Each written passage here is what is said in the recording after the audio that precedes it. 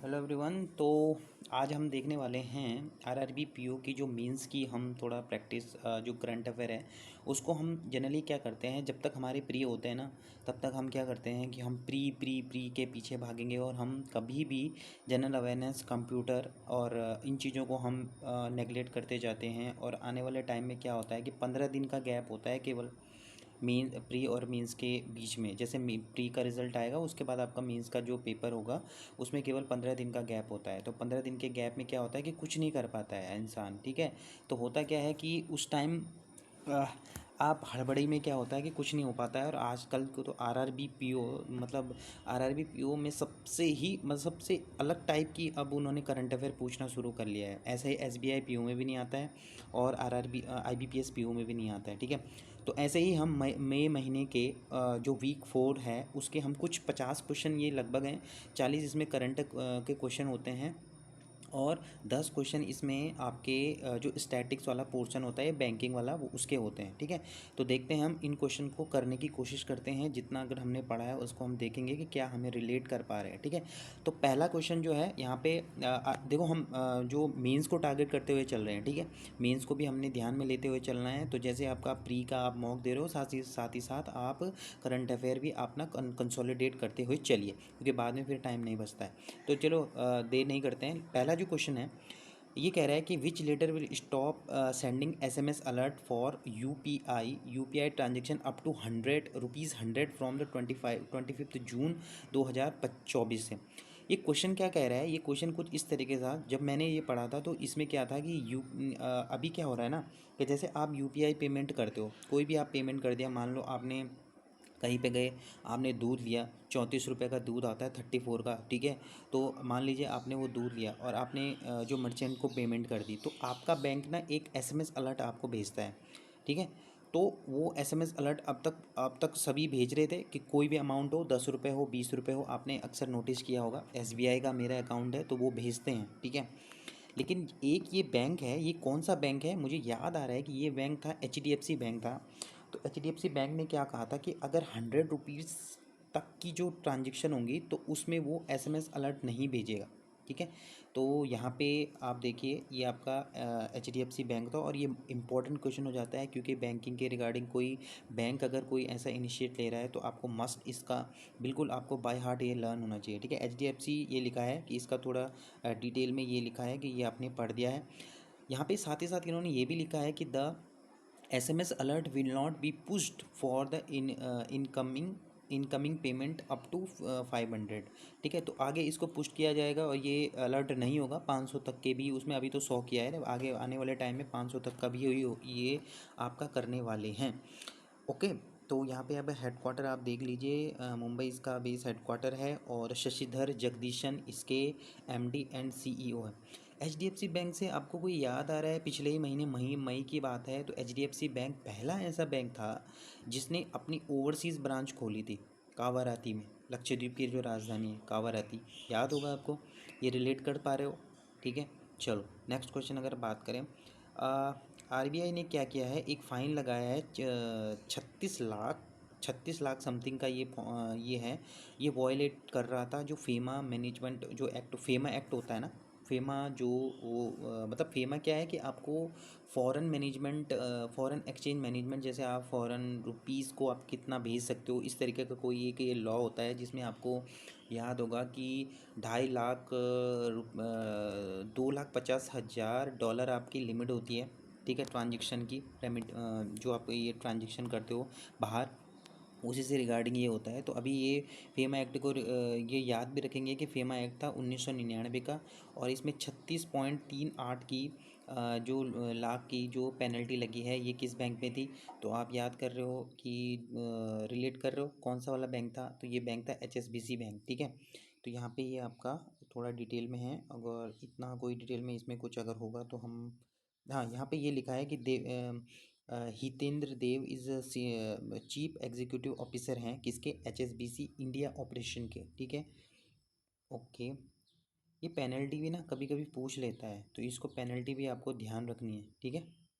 चलो जी next question अगर बात करें, एशियन डेवलपमेंट बैंक ने क्या किया है, अप्रूव किया है कितना सोवरन लैंडिंग दी है इंडिया को। देखो ये एशियन डेवलपमेंट बैंक क्या करता है ना, कभी कभी क्या होता है कि लोन देता है। तो आप जैसे आपने देखा होगा कि अ, इंडिया के बहुत सारे स्टेट को ये लोन देता है, ठीक है। इस बार इन्होंने स्टेट को लोन नहीं दिया है, इसने इंडिया को लोन दिया है, ठीक है। किस चीज़ के लिए दिया है अभी हम डिटेल में देखेंगे किस चीज़ के लिए है। लेकिन इन्होंने कहा है कि हम जो कैलेंडर ईयर होता है जो 1 जनवरी और से 31 दिसंबर तक का होता है 2023 में, इन्होंने इंडिया को 2.6 बिलियन का लोन दिया था। तो ये लोन किसके लिए था, ये लोन प्रोजेक्ट था आपका स्ट्रेंथन अर्बन डेवलपमेंट को स्ट्रेंथ करने के लिए, सपोर्ट करना है इंडस्ट्रियल कॉरिडोर डेवलपमेंट को प्रमोट करना है, पावर सेक्टर रिफॉर्म्स को, ठीक है। इस तरीके के लिए ये दे रखा है। बाइफरकेशन भी इसमें लिखा गया है कि किस तरीके से आपने इसको बाइफरकेट किया है, कहाँ कहाँ दिया है। वो इतना इंपॉर्टेंट नहीं होता है, बस आपको ध्यान रखना है 2.6 बिलियन आपको एशियन डेवलपमेंट बैंक ने दिया है और इंडिया को दिया है। और एशियन डेवलपमेंट ने अभी 4 लोन और दिए थे, वो मुझे ध्यान नहीं आ रहे हैं, लेकिन ऐसे ही इन्होंने असम के लिए दिया था, महाराष्ट्र के लिए दिया था, गुजरात के लिए दिया था, ठीक है। पहली बात तो एशियन डेवलपमेंट बैंक का जो हेडक्वार्टर मनीला फिलीपींस में होता है, ठीक है। और मसात्सुको आसागावा इसके कौन है, प्रेसिडेंट हैं। चलिए जी, नेक्स्ट क्वेश्चन अगर हम बात करें, इंपॉर्टेंट था ये क्वेश्चन, 2.6 बिलियन याद रखेंगे, ठीक है। अच्छा, ये मुझे इंपॉर्टेंट नहीं लग रहा है कि how much amount government of India ने प्रोवाइड किया है लैंडस्लाइड के लिए। लैंडस्लाइड हिट हुई है पपुआ न्यू गिनी में, तो अपनी 1 बिलियन थोड़ा सा रफली याद रखेंगे और आगे बढ़ेंगे, ठीक है।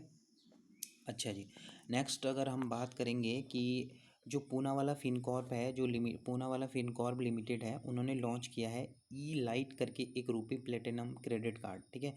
किसके साथ इन्होंने कोलैबोरेशन किया है, तो इन्होंने इंडसइंड बैंक के साथ किया था, मुझे ध्यान आ रहा है इंडसइंड बैंक, ठीक है, पूना वाला, ठीक है। नेक्स्ट आगे बढ़ेंगे। एक अब ये बहुत अच्छा क्वेश्चन आया है, देखो ये कह रहा है कि in regard of the Pravaah portal which of the following statement is false. ये जो प्रवाह पोर्टल है ये फॉल्स कौन सा वाला स्टेटमेंट है। पहला कहता है कि जो प्रवाह पोर्टल है, जो पोर्टल है is the launch by the SIDBI ने किया था, क्या सिडबी ने किया था। अब आपको देखो ध्यान आ रहा होगा, प्रवाह दो दो प्रवाह पोर्टल जो थे वो लॉन्च हुए थे, ठीक है। एक तो आरबीआई ने करा था रिटेल डायरेक्ट पेमेंट के लिए, और एक ऐसे ही प्रवाह नाम का पोर्टल, उनकी जो लिखने का वो था वो अलग है। इसरो ने भी ऐसा कुछ किया था डीआरडीओ के साथ मिलके, मुझे जहाँ तक ध्यान आ रहा है। तो उसमें जो प्रवाह था वो एच नहीं, जो VAAH है वो लास्ट में कैपिटल होता था, जहाँ तक मुझे याद आ रहा है। तो ये तो देखो पहला ही वाला मुझे इनकरेक्ट लग रहा है। देखो प्रवाह स्टैंड फॉर होता है, ये याद रखना है, ठीक है, platform for regulatory application validation and authorisation. इतनी लंबी मुझे फुल फॉर्म तो याद नहीं है, लेकिन मुझे इतना पता चल रहा है कि ये आरबीआई ने किया था। देखते हैं पहला वाला, देखो पहला वाला गलत है, तो आपका अपना आंसर बन जाता है, ठीक है। द पोर्टल कवर्स करता है 60 एप्लीकेशंस को, ये मुझे याद नहीं था। It is centralize and secure web based platform, it application to track the status of their application, ये भी मुझे याद नहीं था। अच्छा आज ये डिटेल में पढ़ते हैं। RBI has launch the 3 major initiative, the Pravaah portal, retail direct mobile app है ये, और फिनटेक रिपोजिटरी है ये, ठीक है। और these initiative aim to enhance regulatory process, facilitate करेंगे रिटेल इन्वेस्टमेंट, ठीक है। इसकी फुल फॉर्म याद रखते हैं यार, फुल फॉर्म इसकी बहुत इंपॉर्टेंट है। प्रवाह की फुल फॉर्म है platform for regulatory application, platform for regulatory application, we stand for validation and authorisation, ठीक है। तो platform for regulation, platform for regulatory application validation and authorisation, ठीक है, इसका ये है। और ये भी एक ध्यान रखने वाली बात है कि पोर्टल कवर करता है 60 application form across the different regulatory and supervisory department of the RBI, ठीक है, ये याद रखने वाली है। अच्छा, एक यहाँ पे एक टर्म्स आया है फिनटेक रिपोजिटरी, वो क्या होते हैं। It aims to enhance the RBI understanding of the Indian fintech sector. देखो फिनटेक रिपोजिटरी का काम होता है कि आपका जो अंडरस्टैंडिंग है, मतलब देखो फिनटेक पहले होते क्या है, फिनटेक जो आपको थर्ड पार्टी जो जो आपको जैसे आपके गूगल पे हो गया, फ़ोन पे हो गया, ये सारे फिनटेक वो हो गए, ठीक है, जो आपको एक सर्विस प्रोवाइड कर रहे हैं, ठीक है। तो वो प्रोवाइड करते हैं comprehensive data on the fintech firms and both regulate करते हैं और both regulated and unregulated data को हमें देते हैं, ठीक है। फिनटेक रेपोजिटरी का काम होता है। देखो रेपोजिटरी का मतलब ही होता है कि मतलब किसी चीज़ का संग्रह, ठीक है, ये कह सकते हैं रेपोजिटरी, ठीक है। चलिए जी, नेक्स्ट क्वेश्चन है। देखो यहाँ पे क्या कह रहा है कि मई में 2024 में टीसीएस ने क्या किया, सिक्योर किया एक डील टू मॉडर्नाइज करेंगे the core banking technology of the बर्गन bank. ये बर्गन बैंक कहाँ का है, इम्पॉर्टेंट है, पूछ सकते हैं, क्योंकि ऐसे डायरेक्ट क्वेश्चन आ जाते हैं कि यार ये वाला बैंक कौन से कंट्री का है, इस तरीके से क्वेश्चन आप बन जाते हैं कई बार, ठीक है। तो बर्गन बैंक है कुवैत का, ठीक है, ये मुझे याद है, बर्गन बैंक कुवैत का है, ये याद रखने वाली बात है। चलो नेक्स्ट क्वेश्चन। अभी 1 करोड़ की जो पेनल्टी लगी है नॉन कंप्लाइंस के लिए, ये किस बैंक पे लगी है, मुझे ध्यान नहीं आ रहा है। अभी मुझे एचएसबीसी का याद है कि 36 लाख समथिंग, 36 लाख 36 लाख.38 कुछ का इसमें फ़ाइन लगा था एचएसबीसी में, और अभी लग गया है ये किस पे, ये आईसीआईसीआई बैंक में, याद रखने वाली बात है। जो 1 करोड़ का फ़ाइन लगा है आईसीआईसीआई बैंक में, 91, यहाँ नीचे लिखा है 91 लाख का लगा है यहाँ पे यस बैंक में। तो याद रखेंगे, 3 बैंकों की बड़े बैंक हैं और पेनल्टी भी काफ़ी बड़ी है, तो वो कभी पूछ लेते हैं डायरेक्टली, तो इसलिए इसको याद रखना पड़ेगा। नेक्स्ट बात करें कि which central bank recently impose the financial penalty, फिर 10 मिलियन की रैंड। अभी रैंड से आप पता कर सकते हैं ये रैंड कहाँ की मुद्रा है, रैंड कहाँ की मुद्रा है भाई, ये यहाँ साउथ अफ्रीका की मुद्रा है। और एसबीआई का जो इंडिया की जो ब्रांच है एसबीआई की, वहाँ तो वॉयलेशन हो रहा था वहाँ पे एंटी मनी लॉन्ड्रिंग का, तो 10 मिलियन का याद रखेंगे रैंड, ठीक है। नेक्स्ट क्वेश्चन, ये इतना इंपॉर्टेंट मुझे लग नहीं रहा है। तो national stock exchange has lowered the ticket size for the stock 5 पैसा टू 1 पैसा कर दिया, सिक्योरिटी प्राइस बिलो 250 रुपीज़ का जो नीचे का जो प्राइस होगा उसको 5 पैसा से आपका 1 पैसा उन्होंने कर दिया है, टिकट साइज जो होता है उसके लिए कह रहे हैं, ठीक है, याद रखेंगे, ये भी थोड़ा इंपॉर्टेंट लग रहा है। चलो next question, what type of the missile of the Rudram to surface से एयर की नहीं, एयर से मतलब ये हवा से, जैसे मान लो आप ऊपर हेलीकॉप्टर में, वहाँ से आप छोड़ोगे तो सरफेस में आएगी, तो सरफेस एयर टू सरफेस वाली मिसाइल होती है रुद्रम जितनी भी होती है वो सारी एयर टू सरफेस वाली मिसाइल है, ठीक है, याद रखेंगे। डीआरडीओ ने सक्सेसफुली इसको टेस्ट फ्लाइट किया था, ठीक है। और सुकोई 30 MK1 प्लेटफॉर्म है, उससे किया था इंडियन एयरफोर्स के कोस्ट गार्ड, कहाँ पे, कोस्ट ऑफ उड़ीसा, उड़ीसा के कोस्ट से, ठीक है।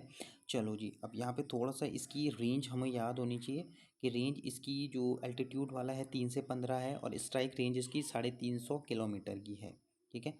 चलो नेक्स्ट क्वेश्चन, अग्निबाण जो शॉर्टेड रॉकेट लॉन्च किया है अग्निकुल कॉस्मोस ने, तो उस जो यहाँ पे कह रहा है कि फुल फॉर्म जो होगी ना, what type of the engine, power कौन सा है, सेमी क्रायोजेनिक इसमें इंजन है।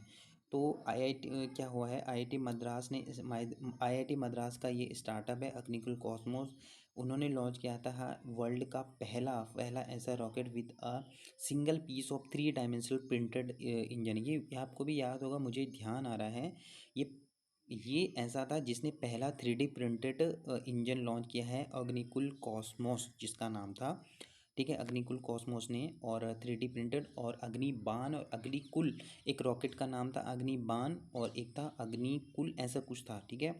तो आपको ध्यान होगा, धनुष भी है, लॉन्च पैड का नाम था धनुष, ठीक है।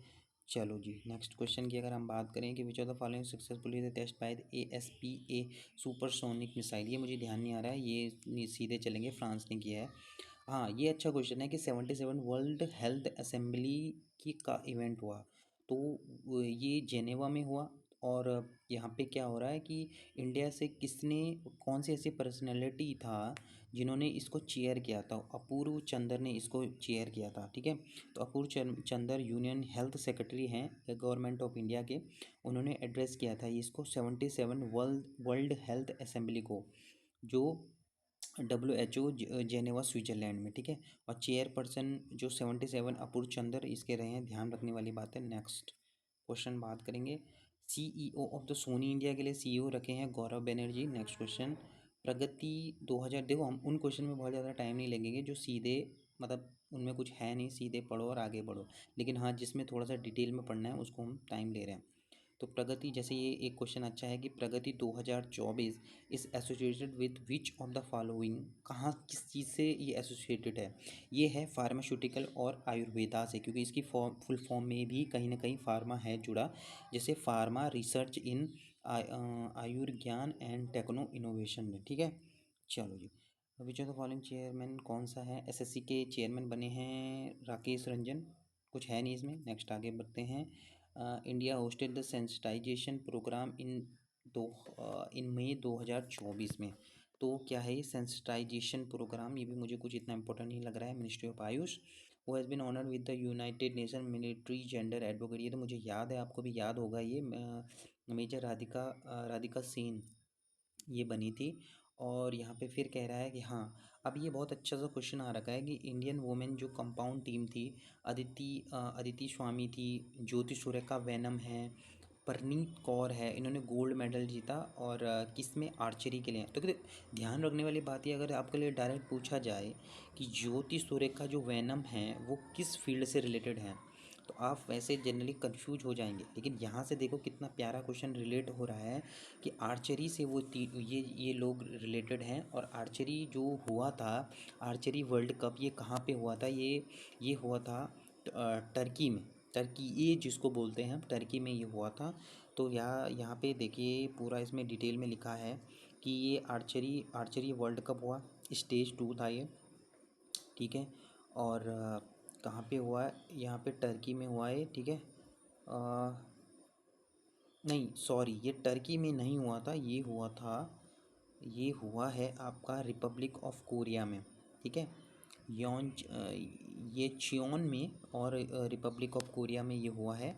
और रिपब्लिक ऑफ कोरिया में हुआ है, और टर्की इसमें फाइनल में रहा है। ठीक है, इंडिया ने क्या परफॉर्मेंस करी है इसमें, इंडिया ने लिखा है, इंडिया ने 8 मेडल जीते हैं, जिसमें 5 आपके गोल्ड मेडल हैं, 2 सिल्वर हैं और 1 ब्रॉन्ज मेडल है। ठीक है, याद रहेगा, इनके नाम याद रखो यार।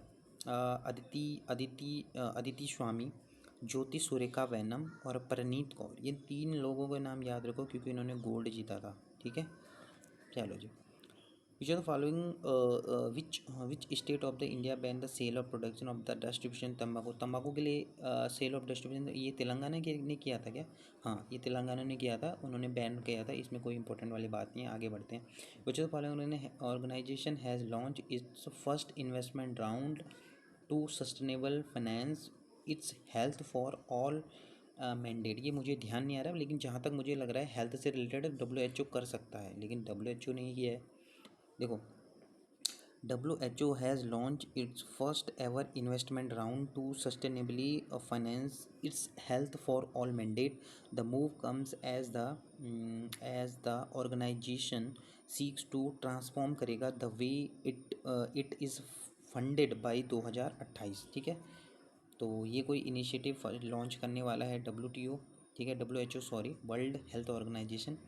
तो ये ध्यान रखेंगे। नेक्स्ट क्वेश्चन देखिए, which of the following is the former Indian cricketer has named among the 54 representative of the multi cultural brand ambassador programme of India Australia, तो वो हैं आपके रवि शास्त्री। इतना important. Next question, which public sector undertaking has awarded the economic times का जो HR world future ready organisation award है, वो किसने जीता है? वो NHPC ने जीता है लिमिटेड, NHPC लिमिटेड। ध्यान रखेंगे, ये क्वेश्चन इंपॉर्टेंट है।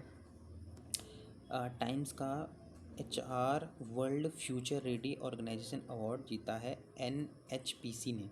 देखो, कई बार ना इन चीज़ों में बहुत ज़्यादा कन्फ्यूजन हो जाता है। ऑप्शन दिए जाएंगे, NHPC होगा, NTPC होगा। ठीक है, इस तरीके से, तो वहाँ पे भेल होगा, REC लिमिटेड होगा, NTPC होगा, है ना। तो इस तरीके से आपको कन्फ्यूजन बहुत हो जाती है, बहुत मुझे भी हो जाती है।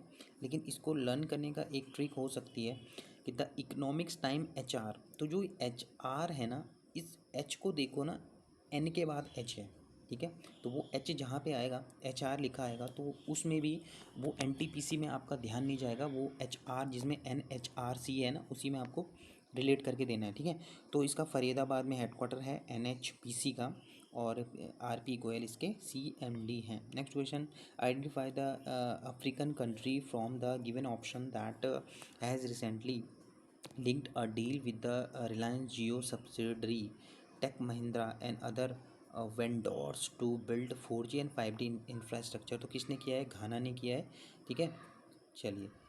द थीम ऑफ द 2024 की जो थीम है international day of the UN piece keeper, उसकी जो थीम रही है fit for the future building better together. तो 29 मई को होता है ये। ठीक है, तो fit for the future building better together. ठीक, चलो। The tenure of the defence यानी कि DRDO का जो चेयरमैन है उनका नाम है समीर कामत। ठीक है, तो अभी क्या हुआ है, उनका टेन्योर एक्सटेंड हो गया है। अनदर टेन्योर एक्सटेंडेड टिल 2025 तक, 31 मई 2025 तक। He was appointed to the post in which year, किस साल इन्होंने ज्वाइन किया? 2022 में इन्होंने ज्वाइन किया था। ध्यान रखेंगे, अभी उनको 1 साल का एक्सटेंशन दे दिया गया है 31 मई 2025 तक, और 2022 में इन्होंने आपका ज्वाइन किया था अगस्त 2022 में। ठीक है, चलो। गोल्डमैन सैक ने कहा है, ये अभी नहीं पढ़ना है, ये जैसे ही एग्ज़ाम आएगा उसके जो रिसेंट वाले जो प्रोजेक्शन होंगे ना उनको पढ़ना है, ये अभी नहीं, ये बहुत कंफ्यूज करते हैं। चलो next question, how much dividend will ये इंपॉर्टेंट है, गवर्नमेंट इंडिया रिसीव किया है LIC ऑफ द इंडिया। तो 3662 मुझे ध्यान आ रहा है, हाँ यही वाला है। तो डिविडेंड दिया है, मतलब एक तरीके का जो प्रॉफिट होता है वो सरकार को देती है। जो भी ये LIC है, ऐसे ही RBI ने भी दिया था, मुझे ध्यान आ रहा है RBI ने दिया था कुछ 70,000 करोड़ ऐसे, ये 90,000 करोड़, मुझे एग्जैक्ट नहीं आ रहा, पर जैसे वो नंबर दिखेंगे तो याद आ जाएगा। ठीक है, तो ये यहाँ पे इन्होंने कहा है कि 3662 करोड़ यानी कि इतना LIC ने डिविडेंड के रूप में गवर्नमेंट ऑफ इंडिया को दिया है। इंपॉर्टेंट बनता है। LIC के बारे में थोड़ा सा जान लेंगे कि सिद्धार्थ मोहंती इनके चेयरमैन हैं और हेडक्वार्टर तो सबको पता है। अभी GAIL limited the first green hydrogen plant become operational. अब ये मुझे ध्यान आ रहा है कि ग्रीन हाइड्रोजन प्लांट इन्होंने मुझे जहाँ तक लग रहा है कि इन्होंने एक ऐसे ही ग्रीन हाइड्रोजन के रिगार्डिंग प्लांट हुआ था हरियाणा में। तो ये पर ये दूसरा वाला है, ये हरियाणा में, वो कोई दूसरी जगह, पानीपत नहीं था। ये है विजयपुर मध्य प्रदेश में। इम्पोर्टेंट है, the first hydrogen green plant GAIL ने कहा था has been inaugurated Vijaypur Madhya Pradesh में। ठीक है, ओके, ध्यान रहेगा, Vijaypur Madhya Pradesh green hydrogen plant इन्होंने करा है। चलो, गेल का थोड़ा सा अगर बात करें तो क्या है गेल का, न्यू दिल्ली में इसका हेडक्वार्टर बनता है और CMD संदीप कुमार गुप्ता इसके CMD है। Which Indian chess international master had won the challengers title as the Sharjah में चैलेंजर टाइटल दिव्या देशमुख, काफ़ी जानी मानी चेस प्लेयर है इंडिया से, तो उन्होंने ये जीता है। DRDO laboratory gas turbine research establishment यानी कि GTRE कंटेक्ट टू मैन्युफैक्चर एक advance turbo engine for the India's defence programme. ये मुझे नहीं पता, Azad engineering limited. Next question मुझे इंपॉर्टेंट भी नहीं लग रहा है। मलेशिया मास्टर 2024 ये किसने जीता है भाई? Malaysia master man single title, मुझे ध्यान आ रहा है विक्टर एससन या एंडरसन एंटोनियस, विक्टर एक्सेल्सन। ठीक है, तो मलेशिया जो टाइटल है डेनमार्क के हैं विक्टर। ठीक है, और यहाँ पे जो गर्ल्स में जीता था वो वांग जही ये चाइना के थे। ध्यान रखेंगे, रिलेट कैसे करेंगे कि जो मलेशियन मास्टर है उसमें मलेशियन मास्टर विक्टर एक्सेल्सन ये डेनमार्क के हैं, याद रहेगा। ठीक है, विच स्पेस एजेंसी लॉन्च ने किया है प्री फायर, ये किया है नासा ने। प्री फायर क्या है, एक किस टाइप का मिशन है, थोड़ा सा देख लेते हैं। प्री फायर एक polar radiant energy in the far infrared experiment, इसका मिशन जो है इसकी फुल फॉर्म है। ये कंसिस्ट करता है 2 शूज़ बॉक्स साइज़ के क्यूब, ऐसे जितने शूज़ बॉक्स साइज़ के क्यूब जो है सेटेलाइट को, और जो cube satellite that will measure करेगा amount of the heat earth radiant into the space में। ठीक है, from the two of the coldest and most remote region on the planet the Arctic और अंटार्कटिक।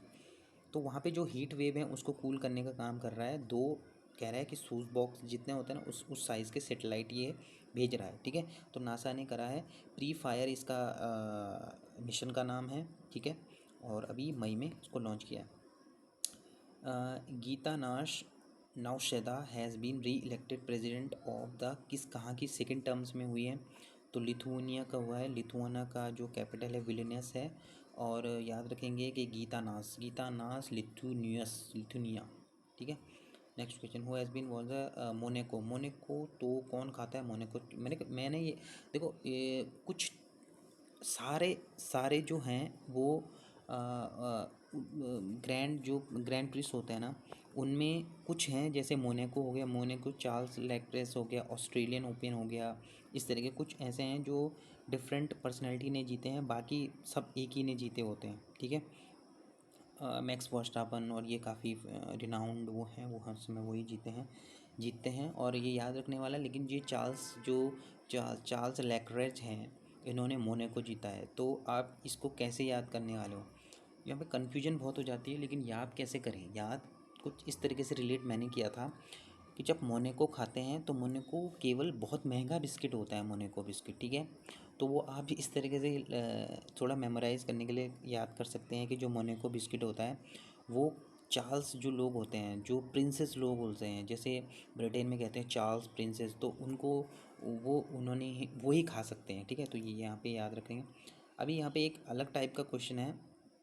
देखो, x की value आपको बतानी है, एक्स की जगह क्या आने वाला है। X has won the gold medal the women's vault individual final held Asian women's artistic gymnastic. तो जिम्नास्टिक का जहाँ पे भी नाम आता है ना, दीपा करमारा का, इंडिया से वही है, तो उन्होंने जीता है।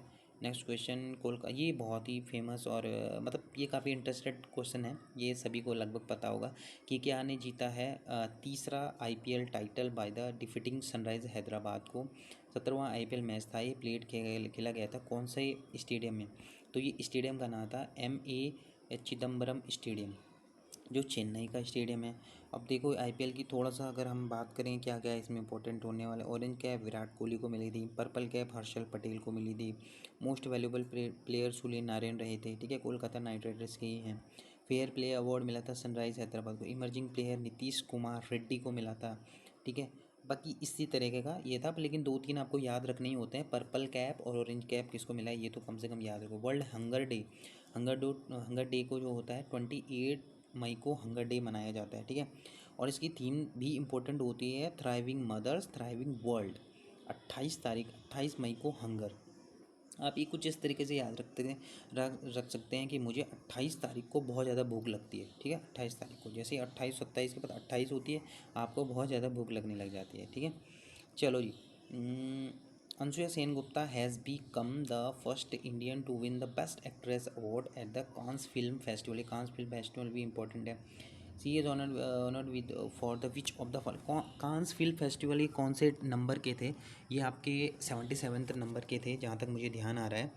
और इन्होंने जो जिस जिस मूवी के लिए इन्होंने जीता था वो था all we imagine as light. नहीं सॉरी, इन्होंने जीता था, मुझे क्योंकि ये कन्फ्यूजिंग काफ़ी है ना, तो इन्होंने सेमलेस के लिए जीता था। और मैं बात कर रहा हूँ अगर ऑल वी इमेजिन के लिए, यहाँ इसके लिए भी ये देखिए, ये इसके लिए भी पायल कपाड़िया को मिला था। तो आप भी इसी तरीके से कंफ्यूज हो सकते हैं। पायल कपाड़िया को मिला था।